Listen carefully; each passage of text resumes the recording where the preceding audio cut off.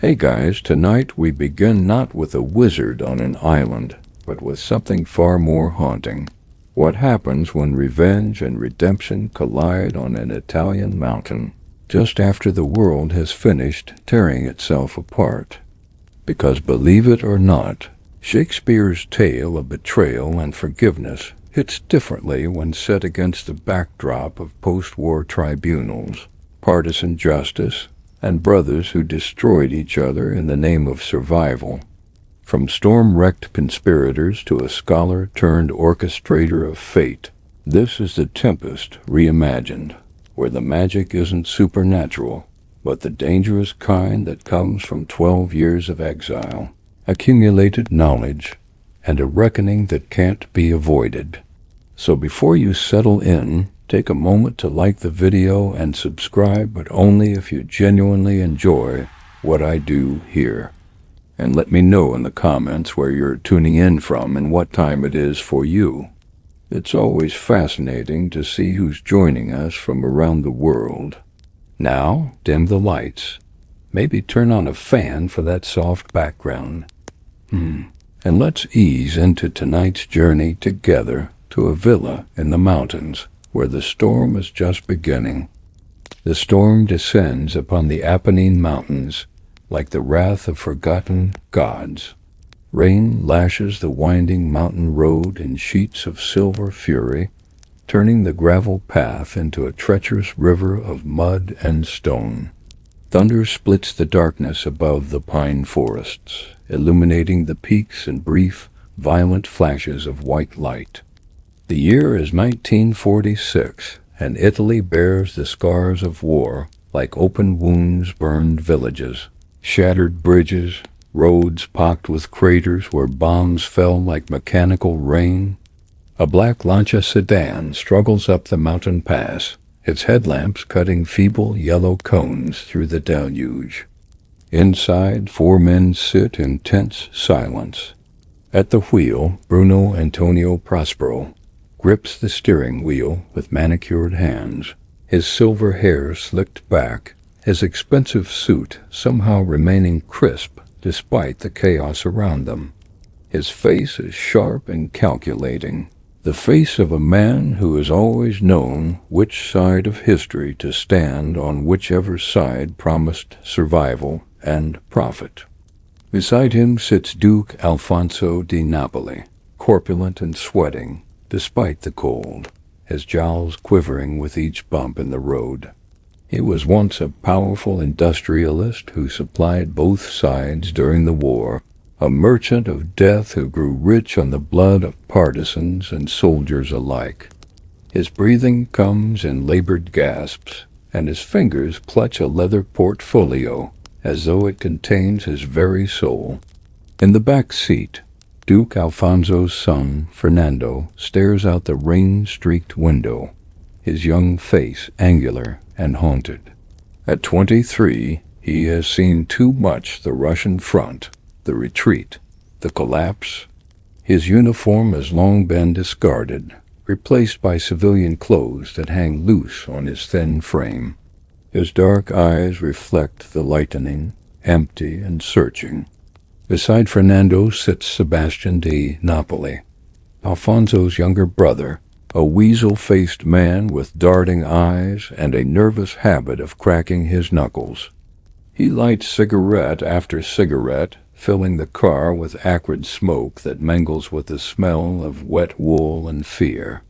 "We should have stayed in Milano," Sebastian mutters, his voice tight with anxiety. "This weather, these roads, Bruno. We should turn back. Turn back to what?" Bruno Antonio snaps, his voice cutting through the drum of rain on metal. "The British investigations? The partisan tribunals? They're hunting men like us, Sebastian. Men who understand that survival requires compromise." "Compromise," Fernando whispers, almost to himself. The word tastes like ash in his mouth. The car rounds a sharp curve, and suddenly the wheels lose purchase. The Lancia slides sideways, fishtailing toward the edge where the mountain drops away into a gorge of mist and shadow. Alfonso cries out, his voice high and panicked. Bruno wrenches the wheel, overcorrects, and the sedan slews across the road. They strike something, a fallen tree, a boulder, and the impact sends the vehicle spinning like a child's toy. Metal screams, glass shatters. The world becomes a carousel of darkness and light, rain and rock. The lancha leaves the road entirely, plunging down the embankment, crashing through undergrowth and saplings. It tumbles once, twice, then comes to rest with a grinding crunch against a massive oak tree, its frame twisted, its headlamps extinguished, steam hissing from the ruptured radiator. Silence falls, broken only by the relentless percussion of rain and the distant rumble of thunder rolling away across the mountains like retreating artillery. Villa Tempesta clings to the mountainside like a memory refusing to fade. Once it was magnificent, a Renaissance palazzo built by Medici architects, its ochre walls glowing warm in Tuscan sunlight, its gardens cascading in terraced splendor down toward the valley. Now, in the autumn of 1946, it stands like a wounded soldier, walls pockmarked by bullet holes, the east wing's roof collapsed from a stray artillery shell, shutters hanging at broken angles, weeds claiming the courtyard where marble fountains have run dry for years. Yet within its library light still burns. Count Prospero di Milano sits at a massive oak desk cluttered with papers, maps and books that survived the war's devastation. He is 58, but appears older, his face carved by exile and loss, his once dark hair now streaked with silver that catches the lamplight. His eyes, however, remain sharp and burning with an intensity that suggests the mind behind them has never stopped calculating, never stopped planning. He wears a threadbare scholar's robe or worn trousers, and his fingers long and elegant trace patterns across a military map spread before him. The room around him is a cathedral of knowledge salvaged from catastrophe. Floor-to-ceiling shelves sag under the weight of volumes in Latin, Greek, Italian, German, English. Ancient texts on philosophy sit beside modern treatises on psychology and political theory. Charts of the stars share wall space with partisan communication codes. Radio equipment, some of it military surplus, some of it hand-built, occupies an entire table, its tubes glowing amber in the dimness. This is Prospero's kingdom, now reduced from the halls of Milan's power to this isolated fortress of learning and vengeance. The door opens quietly, and Miranda enters carrying a tray with bread, cheese, and wine. She is 20 years old, beautiful in the way that innocence touched by sorrow creates beauty, dark eyes too wise for her age, black hair pulled back simply, her dress of faded floral print that predates the war. She has known no world but this villa, no society but her father and the few partisans who visit, no education but what her father's library provides. She is simultaneously a woman and a child, sophisticated and sheltered, brilliant and naive. "Papa, you must eat," she says softly, setting the tray beside the maps. "You've been here since dawn." Prospero looks up and his severe expression softens. For her, and only her, he allows the mask to slip, revealing the father beneath the exile, the man beneath the scholar. "Miranda, my treasure," he murmurs, taking her hand. "What would I do without you to anchor me to the world of flesh and blood? My mind wanders such dark paths." "Then let it rest," she urges, kneeling beside his chair. "The war is over. We survived. Isn't that enough? The war?" Prospero's laugh is bitter as burnt coffee. The war never ends, child. It merely changes costumes and stages. Today's victors become tomorrow's accused. Today's accused become tomorrow's forgotten. He releases her hand and returns to his map, his finger tracing the mountain road.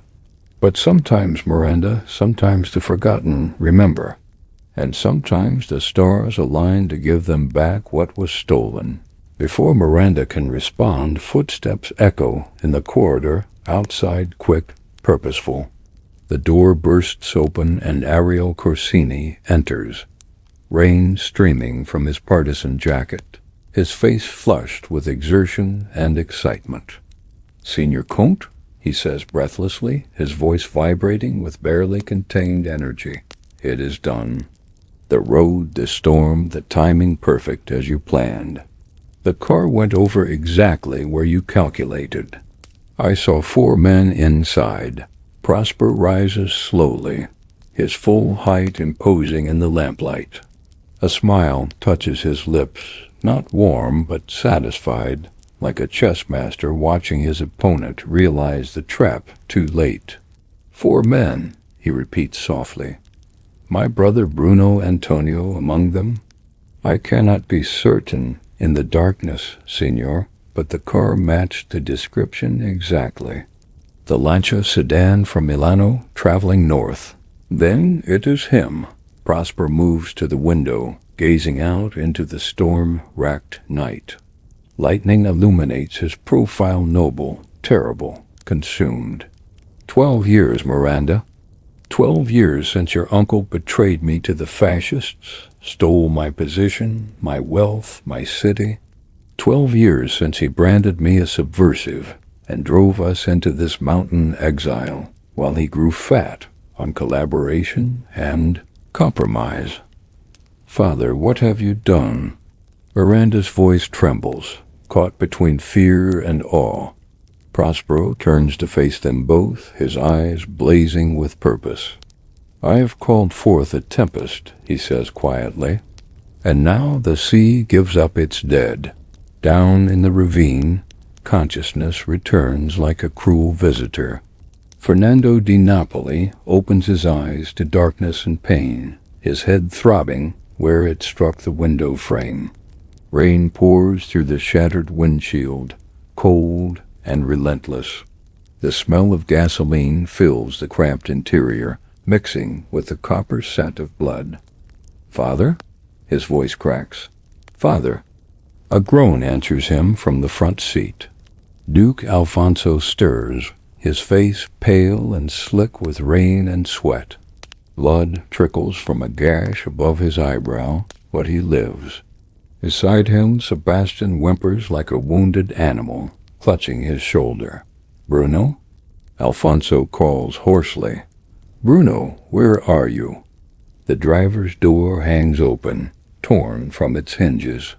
Bruno Antonio is gone, disappeared into the storm-lashed forest. Fernando forces his door open. It resists, then screams on bent hinges and tumbles out onto mud and wet leaves. He staggers to his feet, helping his father and uncle from the wreckage. They stand in the rain, 3 men torn from power and comfort, now reduced to shivering survivors in a wilderness that cares nothing for their former status. We need shelter, Fernando says, his military training asserting itself through shock. This rain will die of exposure before morning. There was something on the road, Sebastian mutters, his teeth chattering. A cable, a rope. Someone did this deliberately. Someone tried to kill us. Partisans, Alfonso spits the word like poison. Communist bandits still prowling these mountains, murdering honest men. Fernando says nothing.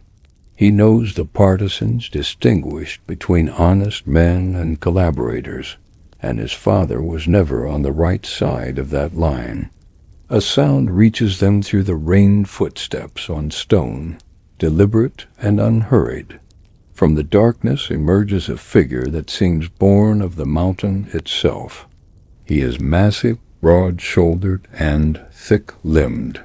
his face brutish and scarred, his clothes a patchwork of military cast-offs and peasant wool. One eye is milky white, blinded by some past violence. He carries a shepherd's staff like a weapon and regards the three men with undisguised contempt.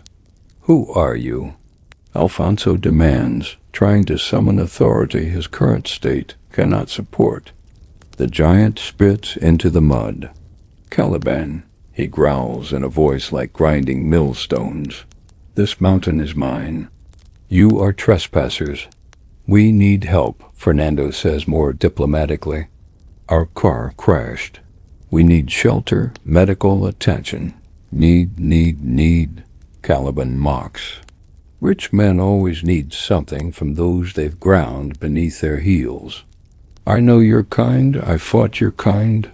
I bled while your kind grew fat." "We'll pay," Alfonso wheezes, fumbling for his wallet. "Money, gold, name your price." Caliban's laugh is ugly. "Your paper means nothing here. But there is one who will be interested in your arrival." He gestures up the mountain with his staff. "Villa Tempesta. The Count will want to see you." "What Count?" Sebastian's voice edges toward hysteria. "What is this place?" "You'll learn soon enough." Caliban turns and begins climbing the slope. "Follow or freeze. Your choice matters nothing to me." The three men exchange glances, fear, confusion, suspicion warring in their eyes. But the cold rain decides for them. They follow the giant up through the dripping forest, stumbling over roots and rocks, their expensive shoes ruined, their fine clothes sodden and torn. Behind them, Bruno Antonio emerges from where he'd been hiding in the underbrush. His face is calculating despite a bleeding cut across his cheek. He has recognized something: the trap on the road, this isolated villa, the mention of a count. His mind, always 3 moves ahead, begins assembling pieces of a puzzle he doesn't yet want to believe. "Prospero," he whispers to the storm. It cannot be, but in his heart he knows. 12 years have not erased his brother from these mountains, and now, impossibly, they have delivered themselves directly into his hands. Above, the Villa Tempesta's lights burn yellow against the darkness, watching, waiting.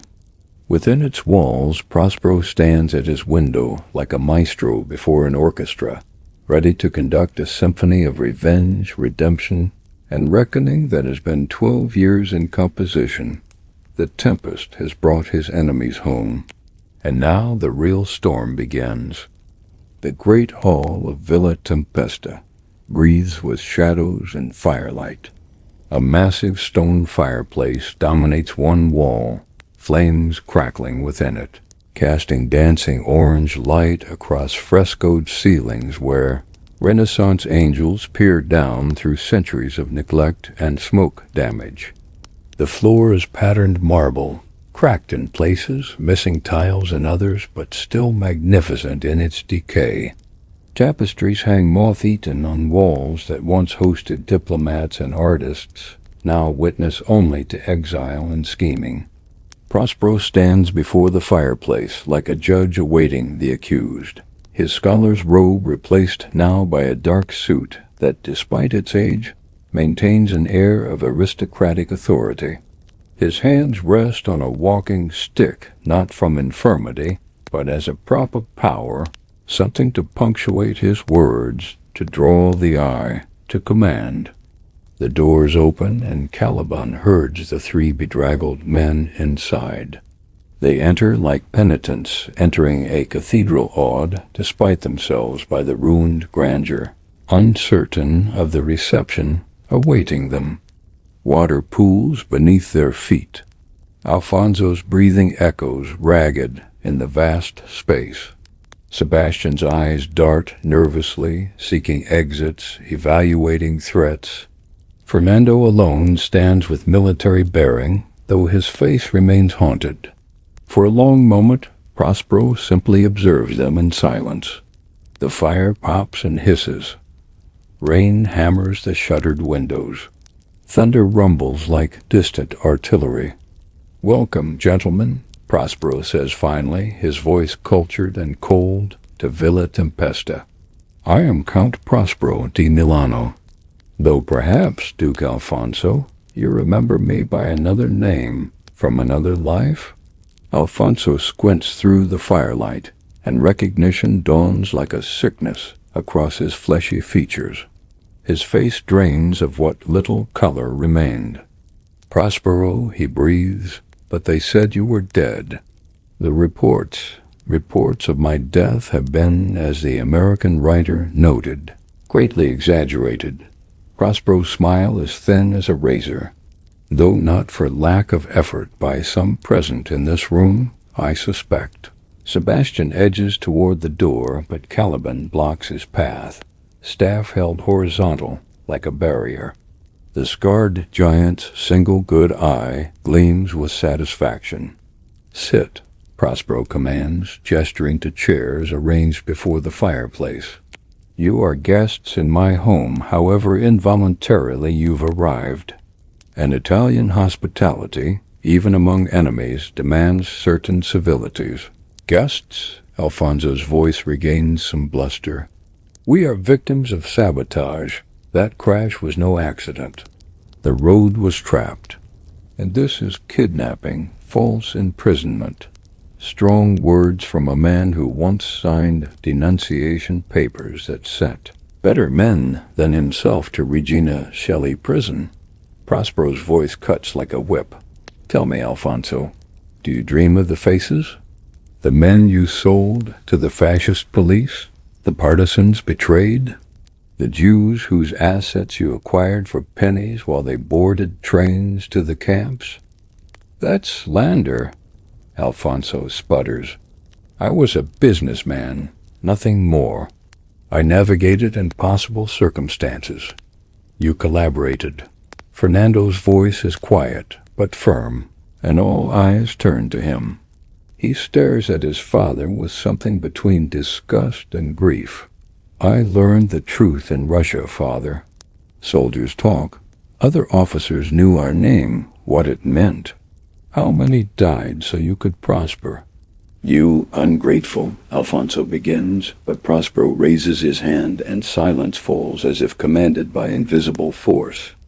"The son sees clearly what the father denies," Prospero observes. "Interesting. Tell me, young man, what is your name?" "Fernando di Napoli." "And you served?" "Eastern Front, infantry, until the collapse."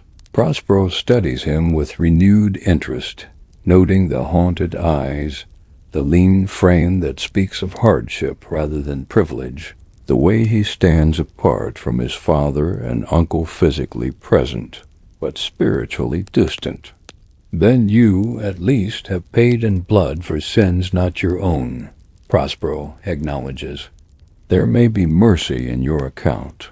The door opens again, softer this time, and Miranda enters carrying a tray with towels and a basin of water.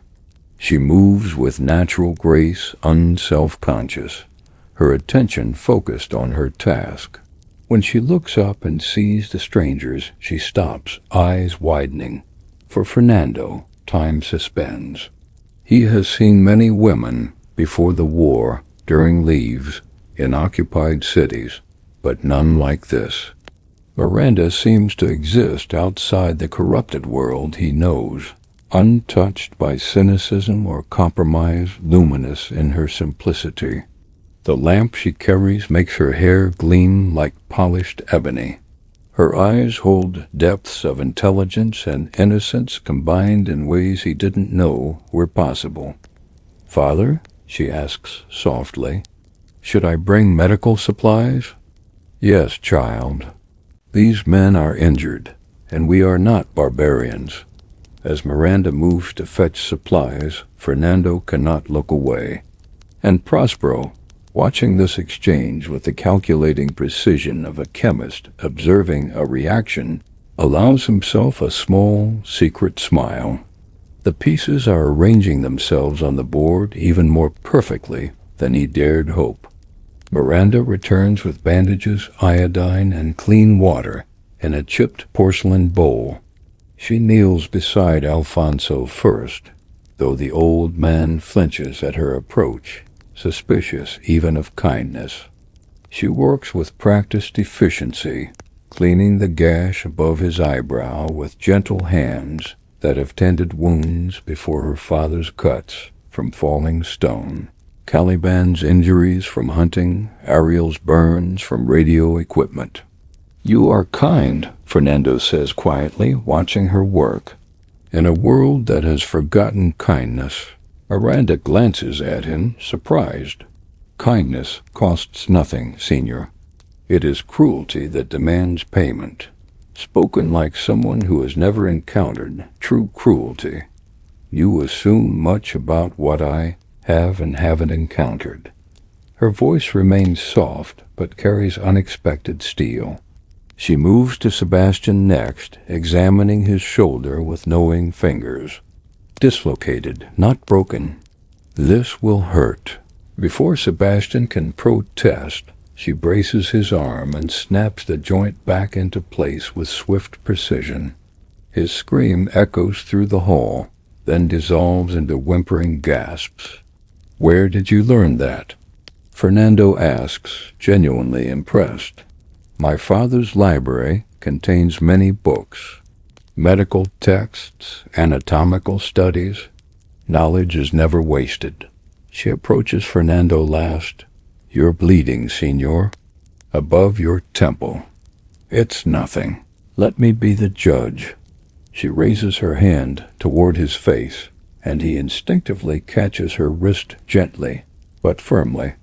They freeze like that, connected, her pulse beating against his fingertips, their faces close in the firelight.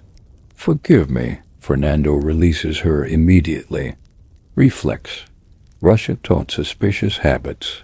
"Russia taught you to survive," Miranda corrects quietly, dabbing at his wound. "That is not shameful." Prospero watches this exchange from his position by the fire, his expression unreadable. Caliban stands in the shadows, scowling. There is something in the giant's gaze when he looks at Miranda, not lust, but possession of a different kind, the resentment of one who has been displaced without understanding why. "Tell me, Prospero," Alfonso interrupts, his voice steadier now that pain has been addressed. "What is this performance? This theatrical hospitality mixed with accusations? What do you want?" "Want?" Prospero turns the word over like a jeweler examining a flawed stone. "What does any man want who has been robbed of everything? 12 years ago I was a respected scholar, a Count of Milano, an advisor to politicians and industrialists. I believed in civilization, in reason, in the power of knowledge to elevate humanity." He pauses, pouring wine from a dusty bottle into crystal glasses that have somehow survived the war intact. He offers them to his prisoners, for that is what they are, whatever polite names are used. "Then my brother Bruno Antonio came to me," Prospero continues, his voice dropping to something more dangerous. "He warned me the fascists were suspicious of my international contacts, my correspondence with Jewish scholars, my refusal to sign certain loyalty oaths. He urged me to flee, and fool that I was, trusting that blood meant something, I confided in him. I told him where Miranda and I would hide, how we would escape." The firelight throws Prospero's shadow, enormous against the wall, a dark giant towering over them all. "Within 24 hours, black shirts arrived at my Milan apartment. My books were seized, my accounts frozen. I was declared an enemy of the state. Only a partisan network I didn't even know I had saved us men who remembered my kindnesses, my small rebellions, my refusal to bow completely." They smuggled us here to this villa that belonged to my mother's family. And you blame Bruno Antonio? Alfonso challenges. He was trying to protect his own family, his own position. What was he supposed to do? Not steal my identity. Prospero's voice cracks like a gunshot. Not assume my titles, my properties, my seat on the industrial councils. Not prosper from my destruction while claiming I had died fleeing the country. Not align himself with parasites like you, Alfonso, who fed on Italy's corpse while calling it patriotism. Silence falls, heavy as marble. Thunder punctuates Prospero's words like an amen. Where's Bruno Antonio now? Sebastian asks nervously. He was in the car with us. Where did he go? As if summoned by his name, the door opens a third time. Bruno Antonio stands in the threshold, soaked and bleeding, but composed, his silver hair plastered to his skull, his eyes meeting his brother's across the hall with something between fear and defiance. "Hello, Prospero," he says quietly. "It has been a long time." "Not long enough, brother. Not nearly long enough." The two men face each other across 12 years of betrayal, exile, and transformation. Brothers who shared blood and childhood, now separated by a chasm wider than any the war created. "I see you've made yourself comfortable in my absence," Prospero observes coldly. "Your absence was permanent," Bruno Antonio replies, stepping inside, water dripping from his expensive coat. "Or so everyone believed. A man cannot steal from a ghost, but he can become one. And ghosts, dear brother, have long memories and longer reach." Bruno Antonio moves deeper into the hall with the careful steps of a man navigating a minefield. His eyes catalog everything: the exits, the weapons within reach, Caliban's position, Ariel, who has materialized silently near the staircase, Miranda's presence. He is calculating odds, running scenarios, searching for leverage. It is what he has always done, what has kept him alive through 2 decades of Italian chaos. "You orchestrated this," Bruno Antonio states, not a question. "The storm was natural, but the trap on the road that was your design. You've been watching, waiting. How long have you known we were coming north?" "I know many things, brother. I have had 12 years with nothing but time and knowledge as companions. Did you think I remained idle in this mountain exile? That I spent my days mourning what was lost?" Prospero's smile is cold triumph. "I rebuilt myself into something you cannot comprehend. I cultivated networks across Italy, partisans who owe me their lives, smugglers who owe me their roots, former resistance fighters who owe me their victories." He gestures to Ariel, who steps forward into the light. The young man's face is sharp and intelligent, his eyes burning with loyalty that borders on devotion. Ariel here was a radio operator for the Garibaldi Brigade. I taught him codes, encryption, frequency manipulation. Together we intercepted fascist communications, Allied intelligence, black market transactions. We became ghosts in the machine, listening, learning, waiting. For what? Bruno Antonio demands. Revenge? Is that what this elaborate theater achieves? Will killing us return your old life? Killing you? Prospero laughs, genuinely amused. Oh, brother, you still think so small. Death is mercy, an ending. What I offer is much more interesting: truth, consequences, transformation. You will face what you have done, all of you, and you will choose who you will be in the aftermath. Alfonso struggles to his feet, his face flushed with anger and fear. You cannot hold us here. We have connections, resources. When we don't arrive at our destination, your destination was a forger in Switzerland. Prospero interrupts smoothly.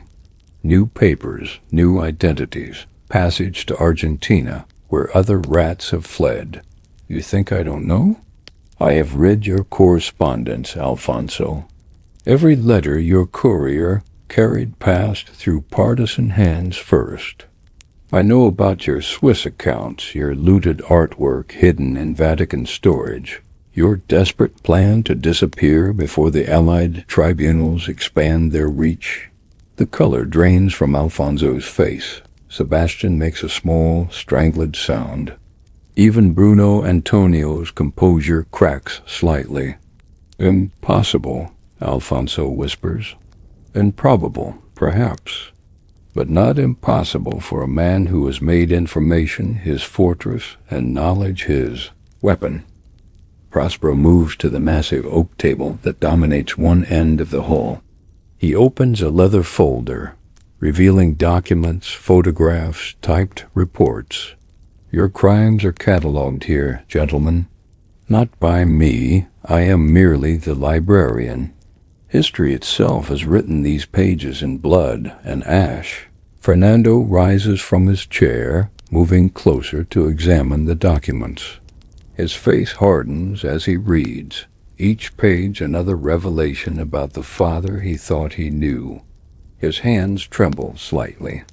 Papa, he says hoarsely, the hospital in Torino, the orphanage in Firenze. You signed the orders for their seizure? Business, Alfonso mutters. Just business. The regime was going to take them anyway. I merely facilitated. You profited, Fernando corrects, his voice breaking. Children and the sick made you wealthy. Don't be naive, boy. The world is not kind to the squeamish. Your education, your uniforms, the food you ate, all paid for by my willingness to do what was necessary. Fernando steps back as if struck, his face a battlefield of emotions. Miranda watches him with something like pity, recognizing the precise moment when illusions shatter and cannot be reassembled. Outside, the storm intensifies. Wind howls through broken shutters, making the firelight dance wildly. The villa groans like a ship at sea, timbers creaking, stones settling. They are isolated here, cut off from the world below, suspended between the mountain and the sky. What happens now? Bruno Antonio asks, and there is resignation in his voice, the sound of a strategist recognizing checkmate several moves before the final piece falls. Prospero returns to the fireplace, his face illuminated from below, making him appear almost demonic in the dancing light, or perhaps divine, a judge weighing souls. Now? He repeats softly. Now you will stay here until the storm passes. You will eat at my table, sleep under my roof, and in the morning we will discuss the price of your freedom. And make no mistake, brothers and gentlemen, there will be a price. Whether paid in gold, truth, or transformation remains to be determined. He raises his wine glass in a mock toast. Welcome to my tempest. May it wash you clean or drown you entirely. Either outcome serves justice. The fire crackles. Thunder answers. And in the shadows, Caliban grins with ugly satisfaction while Ariel watches his master with absolute faith, ready to execute whatever command comes next. Night deepens around Villa Tempesta, like water closing over a drowning man's head. The prisoners have been separated, assigned to different chambers throughout the villa's habitable wings. Prospero's strategy is ancient and effective. Divide, isolate. Let fear and imagination do the work that chains and locks cannot. Alfonso and Sebastian share a room in the north wing, its walls still bearing bullet scars from when German soldiers used the villa as a temporary garrison in 1944. The furniture is sparse 2 iron beds with thin mattresses, A single chair, a washstand with a cracked mirror. The door is locked from outside, though neither man has tested it. Where would they run in this storm on this mountain, surrounded by partisans loyal to their captor? We're dead men, Sebastian mutters, pacing the narrow space like a caged animal. He's going to kill us. Stage it as an accident. Bury us in these mountains where no one will ever find. Shut up, Alfonso snaps from where he sits heavily on one of the beds. If he wanted us dead, we'd already be corpses in that ravine. No, he wants something else. Information, leverage, confession. What do we have that he doesn't already know? You heard him. He's read our correspondence, tracked our movements. He knows everything. Then we give him what he wants. We confess, apologize, sign whatever documents he prepares. And then we get out of here and disappear so deep into South America that not even God could find us. Sebastian stops pacing, stares at his brother with something between admiration and disgust. You would grovel? To him? I would survive, Alfonso corrects coldly. Pride is expensive, Sebastian. Survival is priceless. In another wing, Bruno Antonio occupies what was once the villa's finest guest room. Even in decay, it retains elegance frescoed ceiling depicting classical myths, a four-poster bed with moth-eaten velvet curtains, windows that once offered panoramic valley views now shuttered against the storm. A oil lamp burns on the knit stand, casting shadows that dance across walls like memories refusing to rest. Bruno Antonio does not sleep. He sits in the room's single intact chair, his mind working through the impossible puzzle of his brother's transformation. The Prospero he remembers was brilliant but impractical, a scholar who valued books over power, ideas over action. That man could not have survived 12 years in exile, could not have built the network of intelligence and loyalty that tonight's revelations suggest. What happened in these mountains? What did exile forge from the scholar who once quoted Dante while refusing to attend fascist party functions? A soft knock interrupts his thoughts. The door opens unlocked, he notes, and Ariel enters bearing a tray with food and wine. The Count thought you might be hungry, Signor Antonio. Bruno Antonio studies the young man carefully. You are devoted to him? He saved my life. Ariel sets the tray down with precise movements. Twice. Once, literally once in every way that matters. Tell me. Ariel hesitates, then shrugs. Why not? In 1944, I was 17, working as a runner for the partisans. The Germans caught me near Modena, carrying coded messages. They were going to execute me in the town square as an example. Count Prospero intercepted the transmission, he monitored all frequencies, and organized a rescue. Men died to save me, a boy they didn't know. His eyes hold Bruno Antonio's with uncomfortable intensity. Later, when the war ended and I had nowhere to go, no family left, no purpose, he gave me one. He taught me that knowledge is power, that information is the only currency that never devalues. He made me into something more than a survivor. He gave me meaning. He made you into a weapon, Bruno Antonio observes quietly. Yes, Ariel agrees without shame, and I am grateful for the sharpening. After Ariel leaves, Bruno Antonio stares at the untouched food. Poison? Unlikely too crude for Prospero's elaborate game, but trust is a luxury he cannot afford. He pushes the tray aside and returns to the window, listening to the storm rage against the shutters. Somewhere in this villa is the brother he betrayed. Somewhere in these walls is the answer to whether redemption exists, or if some sins simply cannot be washed clean, even by 12 years of rain. Miranda moves around the library, lighting additional lamps, and the room gradually reveals itself more fully, the organized chaos of a mind that has spent 12 years consuming knowledge like oxygen. Books in Italian, French, German, English, even Russian. Technical manuals on radio transmission beside philosophical treatises. Maps marked with partisan routes next to agricultural texts on mountain cultivation. "Tell me about the world," Miranda says suddenly, settling into the chair opposite the sofa. "The real world, beyond these mountains. What is it like now that the war has ended?" Fernando sits, grateful for the conversation's turn away from his father's crimes. It is wounded, beautiful and terrible at once.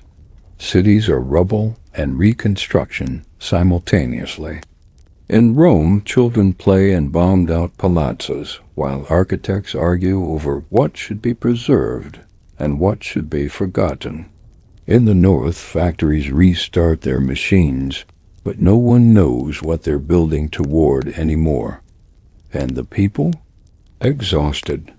Everyone has lost someone, fathers, sons, brothers. And now comes the harder war, the war of memory. Who was a hero? Who was a collaborator? Who simply survived as best they could? These questions have no easy answers, but everyone demands them anyway. Miranda listens with complete attention, the kind of focus that comes from genuine curiosity rather than social performance. "Do you think people can change? Can a man who did terrible things become someone different?" "You're asking about your father. I'm asking about all of them. My father, your father, the world itself." Fernando considers carefully. "In Russia, I saw men become animals, decent soldiers who committed atrocities because fear and cold and hunger stripped away everything civilized. But I also saw animals become men again.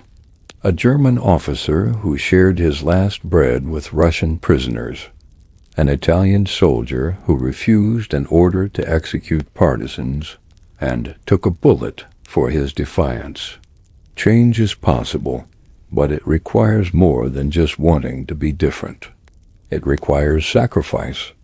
What did you sacrifice?" The question lands like a knife between ribs. Fernando's face darkens with memory. "Certainty," he says finally. "I went to Russia believing in glory, duty, national pride. I returned believing in nothing, except that most of what we're told are lies designed to make murder palatable. That sacrifice hollowed me out, Miranda. I don't know what fills the space it left." Miranda rises and moves to the bookshelf, selecting a slim volume.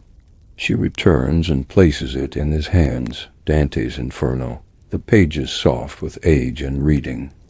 "My father says we must descend into hell before we can climb toward paradise.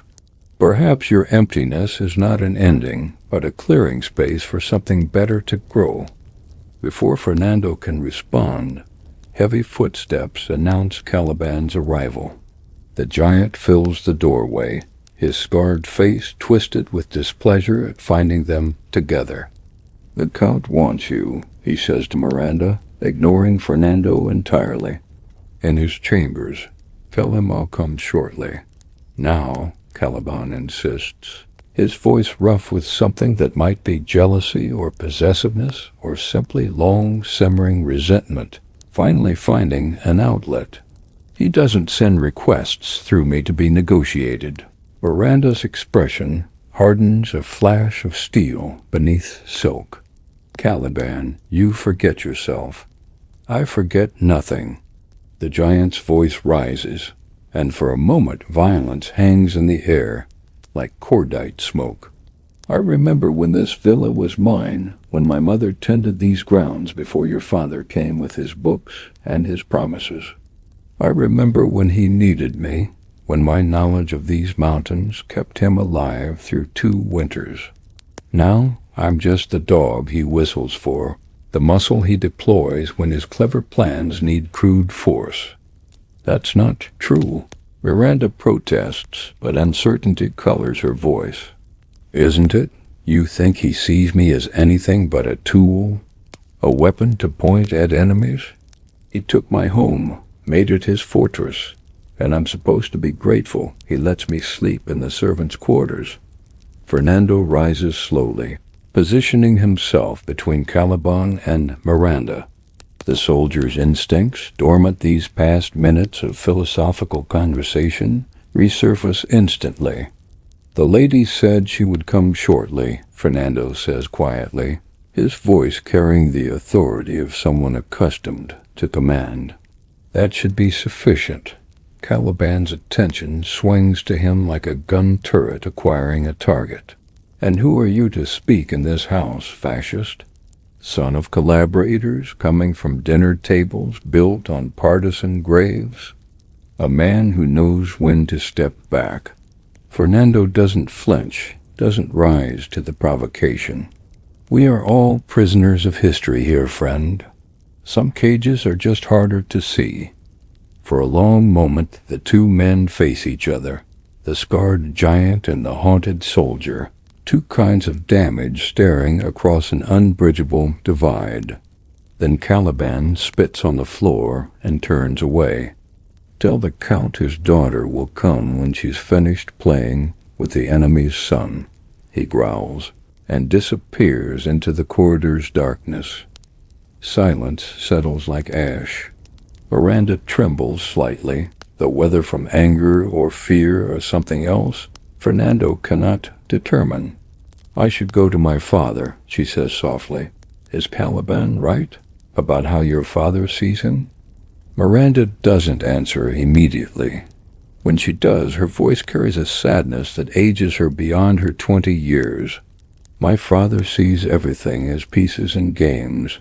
I don't fully understand. Sometimes I wonder if I'm a piece too, or if love makes me something different in his calculations. I honestly don't know anymore. She moves toward the door, then pauses. The book I gave you, read it. Especially the parts about climbing out. They matter more than the descent. Then she's gone, leaving Fernando alone with Dante and questions that have no answers. Only deeper questions beneath them.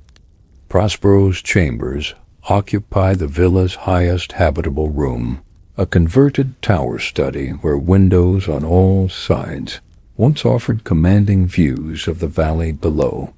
Now they are shuttered and locked, the world reduced to this circular stone space lined with more books, more maps, more instruments of knowledge transformed into weapons. Miranda finds her father at his desk, writing by lamplight. His hand moves with swift precision across the page, filling it with notes in a cipher only he and Ariel understand. He doesn't look up when she enters, but he speaks. You stayed long in the library with young Fernando. He has kind eyes, Papa. Sad but kind. Kind eyes have justified many betrayals. Prospero sets down his pen and finally faces her. Do you know what his father did in 1943? Alfonso di Napoli identified partisan safe houses to the German SS. 23 people were arrested. 19 were executed. 4 disappeared into camps and never returned. Fernando's university education was paid for with that blood money. But Fernando didn't know. He was fighting on the Eastern Front. You said so yourself. Ignorance is a luxury, child, not an absolution.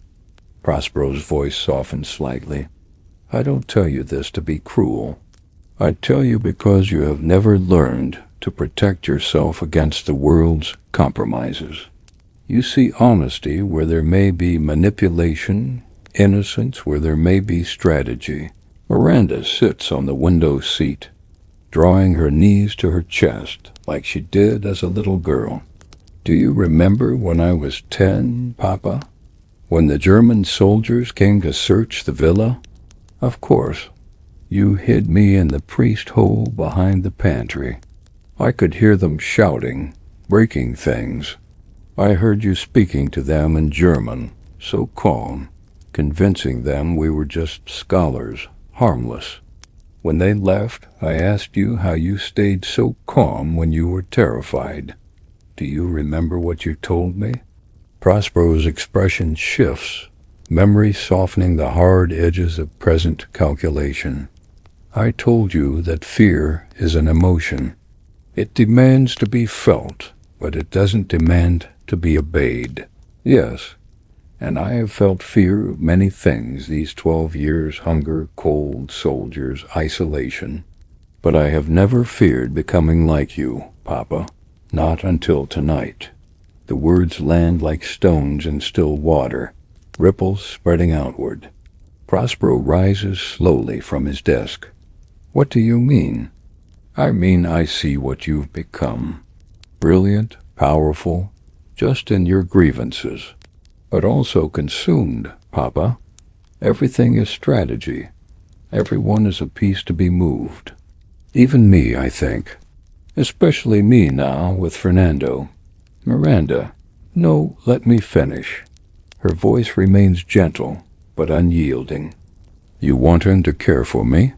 You want it because it gives you leverage over Alfonso, because a marriage alliance could reclaim social standing, or because it complicates their betrayal in ways that serve your larger plan. I don't know which, but I know it's calculated.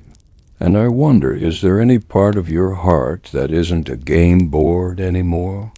Prospero crosses to her, kneeling so they're eye level. His hands take hers, and they're trembling slightly, from age or emotion or exhaustion. She cannot tell. Everything I have done, every calculation, every compromise with my own soul has been to protect you and to reclaim what was stolen from us. Yes, I have become harder. Yes, I see the world through strategies and contingencies. But never doubt this, you are not a piece in any game. You are the reason the game matters at all. Tears glisten in Miranda's eyes. Then let them go, Papa. These men, your brother, all of it. We survived. We have each other, this villa, these mountains. Isn't that enough? Would it be enough for you to never see Milano? Never attend university? Never have the life that would have been yours if not for their betrayal? I don't know what that life would feel like, so I can't mourn it. But I know what this life feels like, this endless preparation for a reckoning that consumes you more than it will ever satisfy you. Prospero stands, turns away, stares at his maps and documents as if they might offer answers his daughter cannot. The lamp flickers, making shadows leap and dance across the curved walls. I am too far into this to turn back, he says finally. The storm I called cannot be unsummoned. But I promise you this tomorrow, when the rain stops and the sun rises, we will find an ending. Whether that ending brings justice or mercy, reckoning or reconciliation, I will let you have a voice in deciding. Will that suffice? Miranda rises, moves to her father, and embraces him. He stiffens for a moment. Physical affection has become rare in their exile, then relaxes, holding his daughter like a man clinging to the last piece of himself that remains uncorrupted by revenge. It will have to, she whispers. Dawn breaks over the Apennines like a reluctant promise. The storm has passed, leaving the world washed clean and strange trees stripped of leaves. The mountain road transformed into a river of mud, mist rising from the valley like souls ascending. The sky holds that peculiar clarity that follows violence, pale blue and infinite, indifferent to human drama unfolding beneath it. Prospero stands on the villa's terrace, watching sunrise paint the peaks gold and rose. He has not slept. His face is gaunt with exhaustion, but his eyes remain sharp, focused. Behind him, Ariel approaches with silent footsteps. The road is impassable, Senior Comte. The mudslide has buried the section where their car crashed. It will take days, perhaps a week, before anyone can reach us from the valley. And our guests, all accounted for. The brothers Alfonso and Sebastian are awake, arguing in whispers. Bruno Antonio is in the chapel. I didn't know he was religious. He isn't, Prospero says quietly. He's strategizing. My brother always thought better in churches. Something about the acoustics and the empty promises, he once told me. And the young officer? Fernando stayed in the library all night. I checked on him an hour ago. He was reading the Inferno you gave him, making notes in the margins with a pencil I left for him. He has your father's intellectual hunger. Prospero glances at Ariel sharply. Do not compare them. Fernando carries his father's sins, but not his character. There is a distinction. Is there? Ariel's voice holds an edge unusual for him. Or is that what you need to believe to justify using him against Alfonso? Forgive me, Senor, but I have watched you build this plan for months. I have helped you execute every detail. And now, at the moment of triumph, I find myself wondering, what exactly do we triumph over? Prospero turns fully to face his protege, surprised by the challenge. You doubt the righteousness of our cause? I doubt that righteousness and revenge are the same thing, even when they wear similar clothes. Ariel meets his mentor's gaze without flinching. Last night, Miranda asked me if you were still the man who taught me that knowledge should liberate, not imprison. I didn't have an answer for her. The silence stretches between them, filled with the morning songs of birds that have survived the tempest. Finally, Prospero's shoulders sag almost imperceptibly. Perhaps I am not that man anymore. Perhaps exile has carved away everything soft, leaving only the hard architecture of purpose. But what is the alternative, Ariel? To forgive without acknowledgement? To let them walk away believing their crimes were simply the price of survival? No, Ariel agrees. But there might be space between vengeance and forgiveness. A place where truth is spoken, consequences are faced, but transformation remains possible. You've been talking to my daughter. She's wiser than either of us, I think. Before Prospero can respond, a crash echoes from inside the villa, something heavy overturning, followed by shouting. Both men rush inside, Prospero moving with surprising speed for his age. They find chaos in the great hall. Caliban has Alfonso pinned against the wall, one massive hand around the old man's throat, lifting him so his feet barely touch the ground. Sebastian screams for help while Alfonso's face purples, his hands clawing uselessly at Caliban's iron grip. Caliban, release him. Prospero's voice cracks like a whip. The giant doesn't turn, doesn't acknowledge the command. His scarred face is twisted with rage that has been building for years, finally finding an outlet. This pig, Caliban growls, was talking about hiring men. After this is over, he said, hiring men to come back and clean up loose ends, meaning me, meaning anyone who witnessed their shame. I heard him plotting with his rat-faced brother. I said no such thing. Alfonso chokes out. Liar. Caliban slams him against the wall again. I know your kind. You think mountain men are stupid, that we don't understand your city words and your careful threats. You would see me dead to protect your secrets. Fernando appears in the doorway, drawn by the commotion. He assesses the situation instantly, his military training providing a tactical read. Caliban is beyond reason. Alfonso is seconds from strangulation. Prospero is losing control of his own carefully constructed scenario. Caliban, Fernando says calmly, stepping forward with empty hands visible. If you kill him, you become what he is, a man who murders to protect himself. You're better than that. You know nothing about me, boy. I know you've survived when stronger men died. I know you've protected this villa and the Count and Miranda through years when anyone else would have fled or betrayed them for profit. That takes strength most men don't have. Don't waste it on him. He's not worth it. The logic penetrates where commands could not. Caliban's grip loosens fractionally. Alfonso gasps, dragging air into his lungs. Please, Alfonso wheezes. I meant nothing, just talk, nervous talk. Your talk kills as surely as bullets. Caliban snarls, but he releases his hold.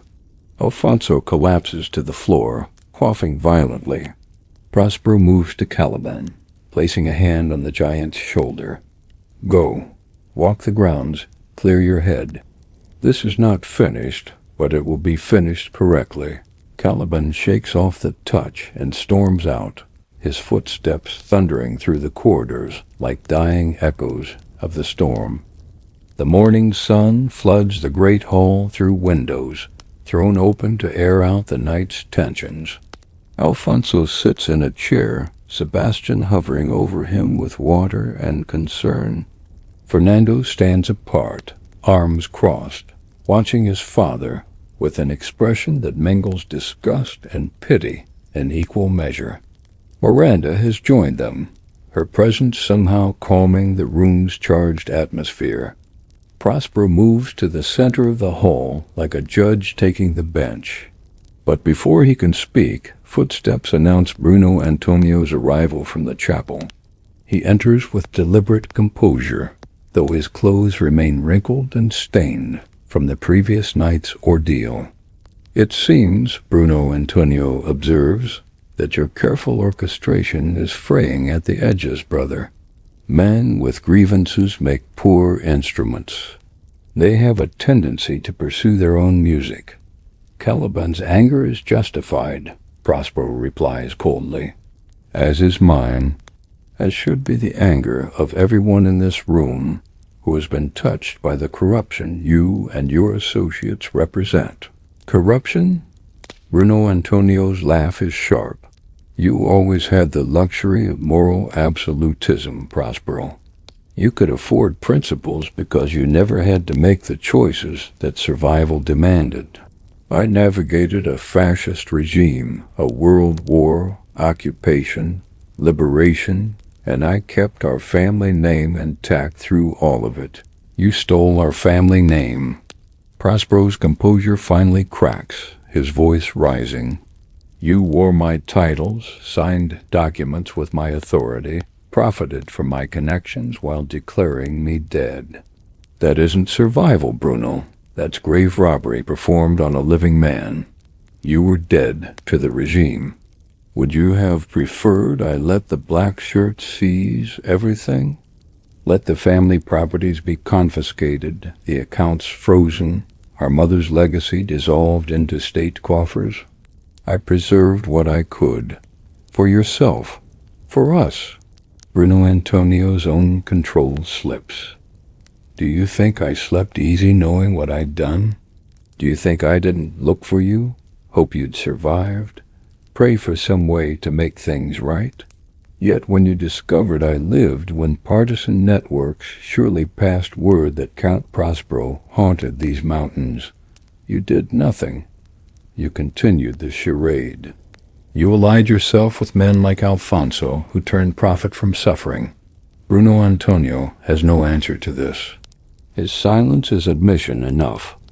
Miranda steps forward, her voice cutting through the brothers' confrontation with unexpected authority.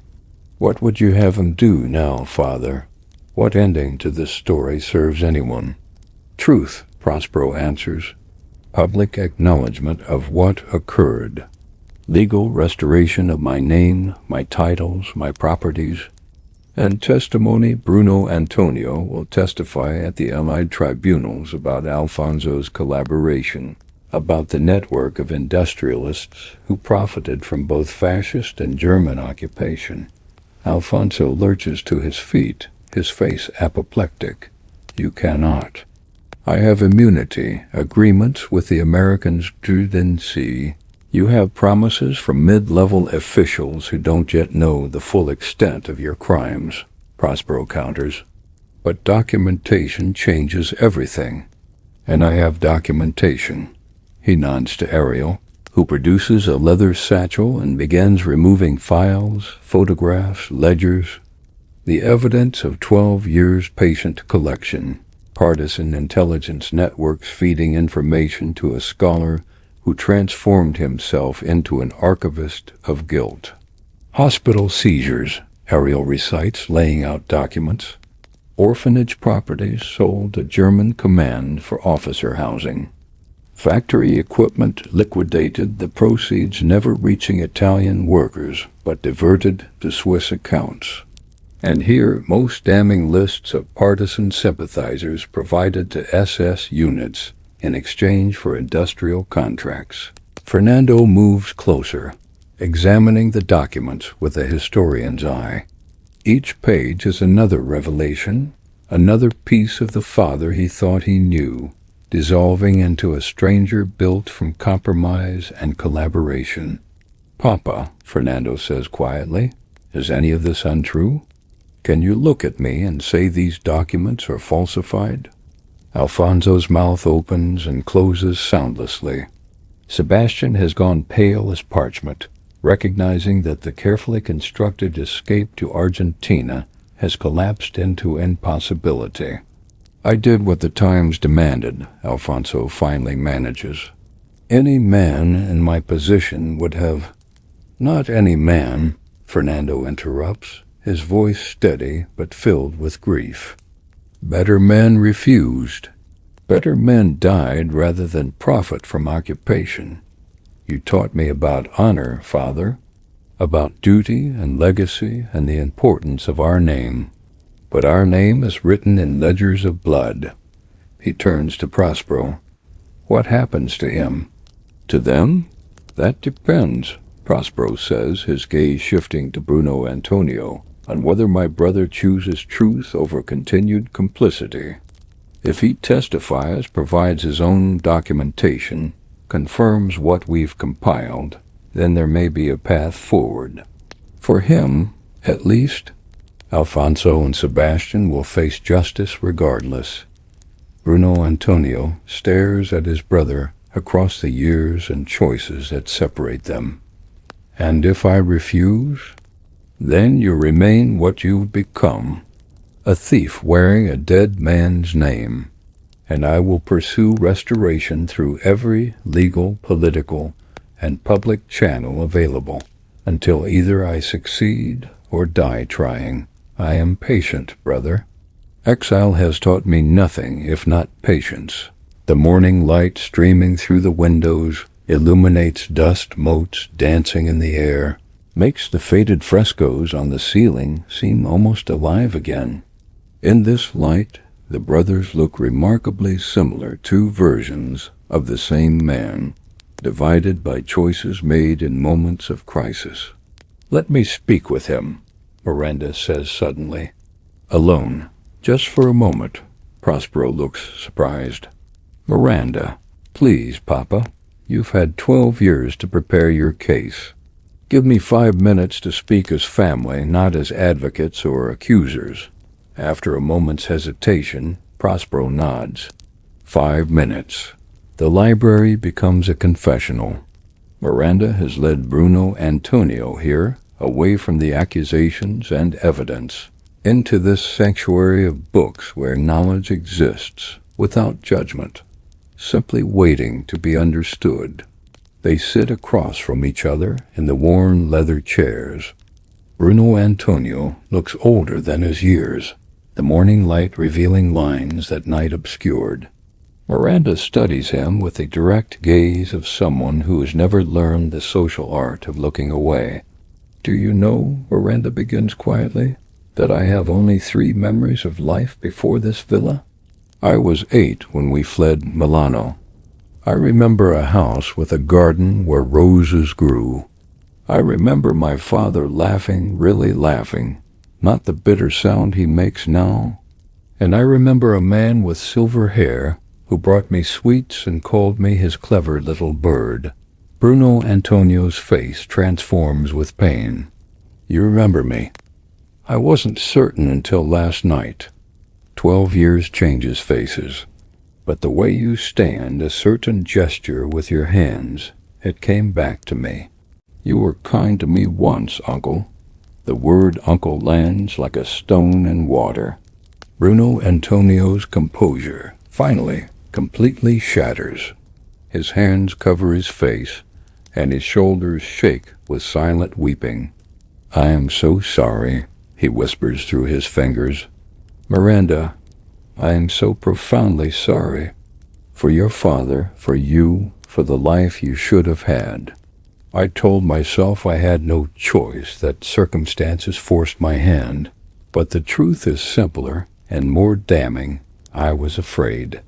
Afraid of losing everything, of becoming a victim instead of a survivor. And so I sacrificed the one person who might have helped me find a better path.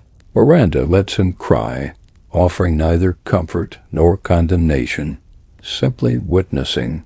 When his tears subside, she speaks again. My father has become 2 men.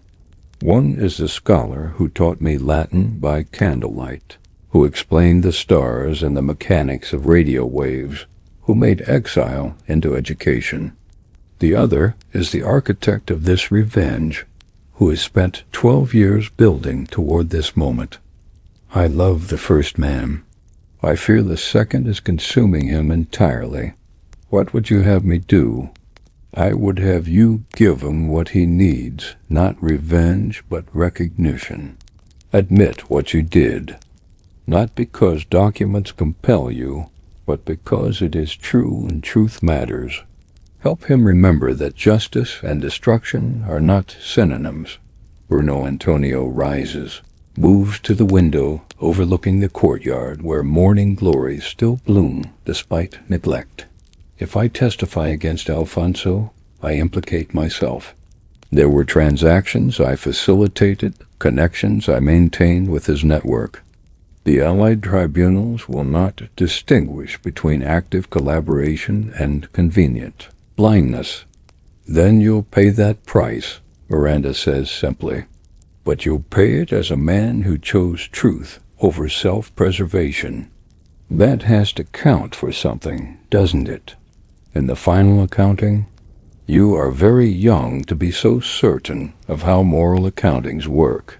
I'm old enough to know that my father is destroying himself with this revenge, and that you're destroying yourself with continued lies. Both of you are prisoners of 12 years ago, unable to move forward, unable to let go. Someone has to break that cycle, Uncle. Why not you? The door opens and Fernando enters, hesitant. Forgive the interruption. Miranda, your father is asking for you. I'll come. She rises, then turns back to Bruno Antonio. You have until sunset. That's when my father plans to finalize everything. The documents to be sent to Allied Command, the legal petitions, all of it. Before then, you can choose who you'll be and whatever comes next. She leaves, and Fernando begins to follow, but Bruno Antonio's voice stops him. Young man Fernando, wait a moment. Fernando turns, wary. Your father is not a good man, Bruno Antonio says bluntly, but I suspect you've realized that. The question now is what kind of man you will become, carrying that knowledge. Will you defend him out of loyalty to blood? Or will you do what I failed to do with my brother, choose the harder, truer path? Why do you care what I choose? Because watching you this morning, I saw something I haven't seen in a mirror for 12 years, the capacity for moral courage. Don't waste it. Don't become what your father is. or what I became. There are so few chances to be better than our inheritance. Fernando studies the older man, seeing perhaps a cautionary tale, a ghost of possible futures. What will you do? I don't know yet. But your generation deserves better than our failures repeated endlessly. Maybe that starts with one old man finally telling the truth. Consequences be damned. He extends his hand. After a moment's hesitation, Fernando shakes it, not a reconciliation, but an acknowledgment. Two men from opposing sides of history's ledger, briefly united in the recognition that the past's weight becomes unbearable when carried alone. The afternoon sun reaches its zenith, transforming Villa Tempesta into a study of light and shadow. The mountain air is crisp and clean, scrubbed pure by the storm's passage. In the valley below, the world continues its post-war reconstruction, villages rebuilding, refugees returning, tribunals convening. But here, on this isolated peak, a different kind of reckoning unfolds. Prospero has called them all to the terrace, the villa's highest outdoor space, where crumbling balustrades frame views of endless mountains rolling toward horizons still marked by the war's scars. A table has been set with simple food bread, cheese, olives, wine from the villa's cellar that has survived since before fascism existed. It is a strange parody of civilization, this meal among enemies and survivors. They gather slowly, reluctantly. Alfonso and Sebastian arrive first, both men diminished by fear and exhaustion, their expensive clothes now rumpled beyond redemption. Alfonso's throat bears purple bruises from Caliban's hands. Sebastian cannot stop his nervous habits, cracking the knuckles, touching his face, glancing toward escape routes that don't exist. Fernando comes next, standing apart from his father and uncle, the physical distance reflecting the chasm that has opened between them. His young face carries new lines etched by the revelations of the past 24 hours. He is a man watching his inheritance dissolve, trying to salvage something of himself from the wreckage. Caliban lurks at the terrace's edge, refusing the offered chair, preferring to stand like a sentinel or a judge. His scarred face is unreadable, but his hand rests on the knife at his belt, not threatening, simply present. Ariel stands behind Prospero's chair, loyal as always, though his eyes hold questions his position forbids him from voicing. Miranda sits to her father's right, her hands folded in her lap, her expression serene but her knuckles white with tension. And finally Bruno Antonio emerges from the villa's interior. He walks with the deliberate steps of a man who has made a decision and must now live with its consequences. In his hands he carries documents, his own papers, letters, ledgers from the years of his stewardship of Prospero's stolen identity. He places them on the table before his brother. I have spent the morning, Bruno Antonio says quietly, writing a full confession. Every compromise, every collaboration, every moment I chose survival over principle. It is all there in my handwriting, signed and dated. Enough to destroy whatever reputation I salvage from the war. Enough to implicate me in Allied investigations alongside Alfonso. Prospero stares at the documents as if they might be illusion, some trick of exhaustion and wishful thinking. Why? Because your daughter is wiser than either of us. Because I am tired of being the man I became. And because, brother, you were right, some debts can only be paid in truth. He turns to Alfonso, who shrinks back in his chair. I will testify about your activities. The hospital seizures, the partisan lists provided to German command, the profiteering from Jewish property sales. All of it. The Americans will be very interested in documentation from an insider source. You bastard, Alfonso hisses. We had agreements, protections. We had conspiracies, Bruno Antonio corrects. And they end today. Sebastian rises, panicked. You'll destroy us all. They'll hang us, literally hang us, like they did at Nuremberg. Perhaps, Bruno Antonio's voice is calm, almost peaceful. Or perhaps they'll show mercy to men who finally tell the truth.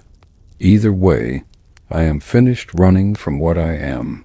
Prospero rises slowly, moves to his brother.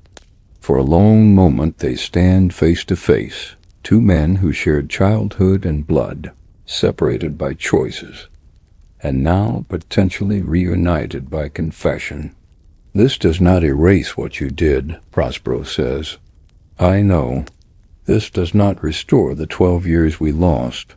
I know.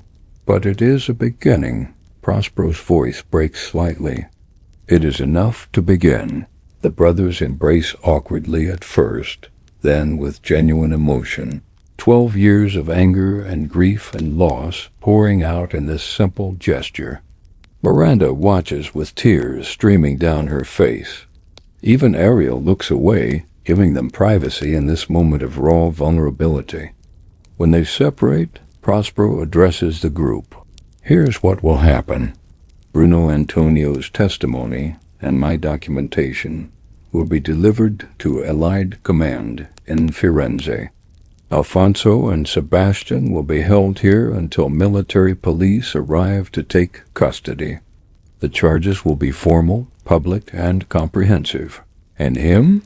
Alfonso points a shaking finger at Bruno Antonio. He walks free while we face justice. He faces the same justice, Prospero corrects.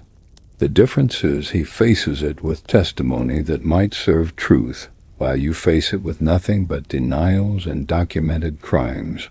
You may see that as unfair. I see it as consequence.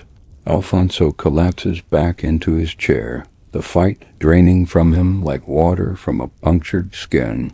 He is an old man suddenly, stripped of bluster and authority, facing the reckoning he spent years believing he could outrun.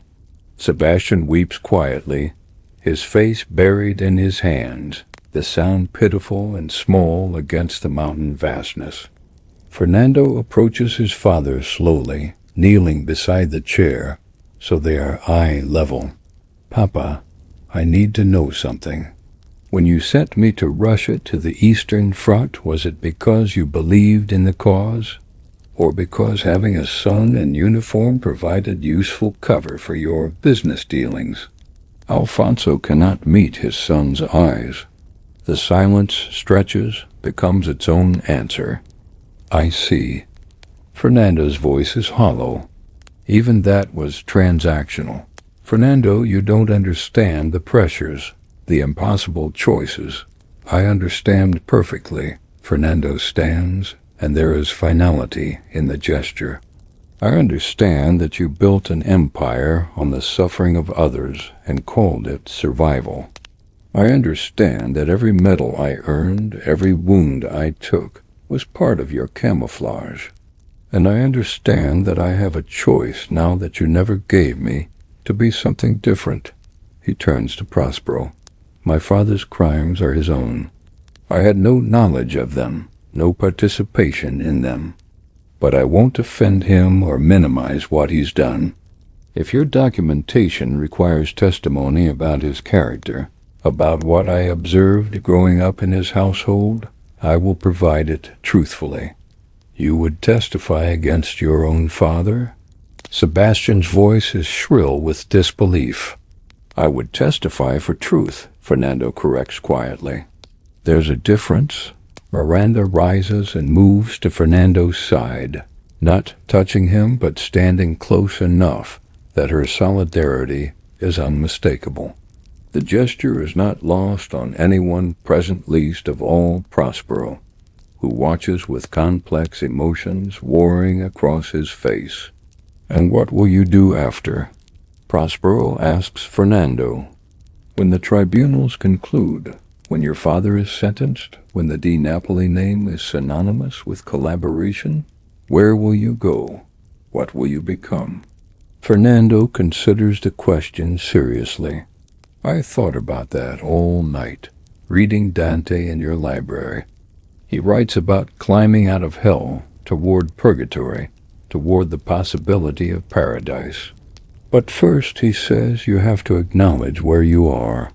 You have to stop lying about the depth you've fallen to. He looks at the mountains surrounding them, the peaks still dusted with early snow, the valleys where villages cling to hillsides, where people are trying to rebuild lives from rubble and memory. I thought I might stay in Italy, not in the cities where my father's name is known, but in the countryside. Maybe help with reconstruction. There are programs, engineer corps helping rebuild bridges, roads, schools. Physical labor to balance the weight of inherited guilt. Does that sound naive? It sounds hopeful, Miranda says softly. And hope is harder to maintain than cynicism. It requires more courage. Prospero moves to the terrace's edge, gazing out at the valley.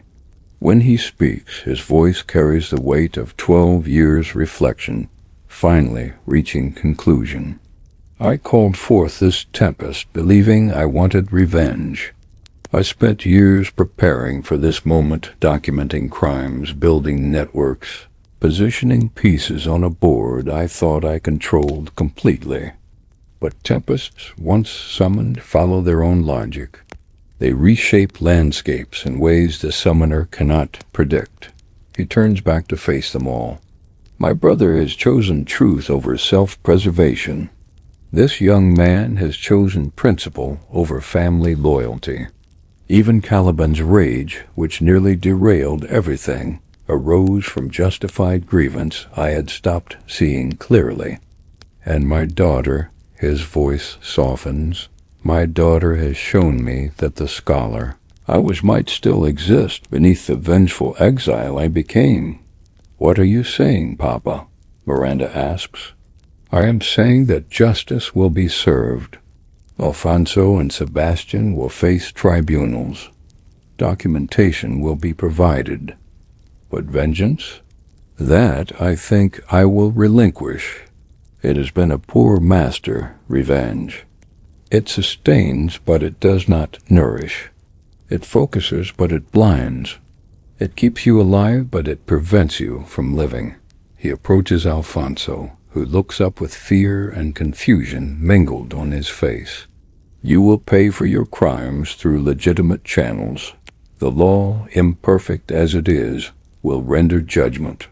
But from me, you have nothing more to fear. I will not pursue personal destruction beyond what justice demands. That much, at least, I can grant not for your sake, but for my own. Ariel steps forward, surprise evident in his voice. Senior Comte, after everything. After everything, Ariel, I would like to be a scholar again. A father. Perhaps, someday, simply a man living in these mountains without the weight of orchestrating destinies. Prospero places a hand on his protégé's shoulder. You have been loyal beyond measure, but I release you from this purpose. Find your own. Live for something other than my revenge. The sun begins its descent toward the western peaks, painting the sky in shades of amber and rose that seem impossible after the storm's violence. The light transforms Villa Tempesta one final time, no longer a fortress of exile or a stage for revenge, but simply an old building on a mountain, beautiful in its decay, witness to human drama, but ultimately indifferent to it. Caliban speaks for the first time since the gathering began. His voice rumbles like distant thunder, carrying 12 years of resentment finally finding words. And what of me, Count? You speak of release, of relinquishing revenge, of becoming simply a man again. But what do I become? This villa was my mother's home before it was yours. These mountains were my inheritance before they became your exile. Do I also get release? Or do I remain your loyal dog, grateful for scraps? The question hangs in the air, uncomfortable and necessary. Prospero faces the giant, and for perhaps the first time, truly sees him, not as instrument or servant, but as a man with his own grievances, his own losses, his own right to reckoning. You are right, Prospero says quietly. I took your home and made it my refuge. I used your knowledge of these mountains for my survival and called it mutual benefit. I promised partnership but delivered patronage.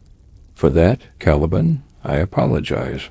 The words clearly cost him something. Miranda watches her father with pride and sorrow, mingled pride that he can still grow, still change, and sorrow for what it has taken to bring him to this point. The villa, Prospero continues, was never truly mine to claim. It belonged to my mother's family, yes, but before that it belonged to these mountains and those who tended them. When this is finished, when Bruno and I have sorted the legal tangles of our shared history, the property will be transferred to you, not as gift but as restoration. It should have been yours all along. Caliban stares, disbelief warring with suspicion on his scarred face. Why? Why would you do this? Because my daughter taught me that there are debts beyond those recorded in ledgers, and because a scholar should know the difference between possession and stewardship. One possessed this place. You were always its true steward. For a long moment no one speaks. Then Caliban nods once, slowly, accepting not just the promise, but the acknowledgment it represents. He does not smile, that is not his way, but something in his posture eases, a tension held for years finally releasing. Miranda moves to the table and pours wine into the assembled glasses. She distributes them even to Alfonso and Sebastian, who take them with trembling hands. A toast, she proposes, raising her glass. Not to victory or defeat, not to revenge or forgiveness, but to truth. To the courage it takes to speak it, to hear it, to live with it once it's been told. They drink this impossible assembly of enemies and victims, collaborators and resistors, the damaged and the damaging. The wine is rough, barely drinkable, but no one complains. It tastes like survival, like endings and beginnings blurred together. What happens now? Sebastian asks quietly. Practically speaking? Ariel answers, his voice crisp and organized. Tomorrow morning I will take the motorcycle down the mountain to Firenze. The documentation will be delivered to Allied Command, along with written statements from Count Prospero, Bruno Antonio, and Fernando. Military police will be dispatched here within 2 days to take Alfonso and Sebastian into custody. The legal proceedings will take months, possibly years, but they will be thorough. And Bruno Antonio? Alfonso asks bitterly. He walks free. He will testify at every hearing, provide evidence at every request, and face whatever charges the tribunals deem appropriate, Prospero answers. The difference is he will do so with cooperation noted in his record. Whether that means imprisonment or clemency is not for me to decide. I am satisfied that truth will be served. Bruno Antonio speaks, his voice thoughtful. When this is finished, if I am not in prison, I think I will also stay in Italy. Perhaps in Milano, reclaiming nothing, simply living as Bruno Antonio, the accountant or the clerk or whatever honest work I can find.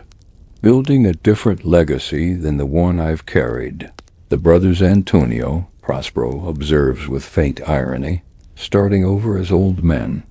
There's poetry in that, I suppose. Night approaches. bringing with it the mountain cold and the clarity that comes when day's heat dissipates. Stars began appearing, distant and indifferent, the same stars that watched empires rise and fall, wars consume continents, and individuals make the small, crucial choices that determine who they become. Fernando and Miranda stand together at the terrace's edge, speaking in low voices about the future, tentative, hopeful, aware that they are young and the world is vast and damaged but not beyond repair. Prospero watches them, then looks to his brother. "Do you remember," he asks quietly, "when we were boys and Mother brought us to this villa for summers? We would explore the mountains, build forts in the ruins, imagine ourselves as Renaissance princes defending against invading armies." "I remember," Bruno Antonio replies. "We were going to be great men. You and I changed the world through wisdom and courage. Instead, we nearly destroyed each other through fear and ambition. But we didn't. Not completely. Perhaps that's enough. Perhaps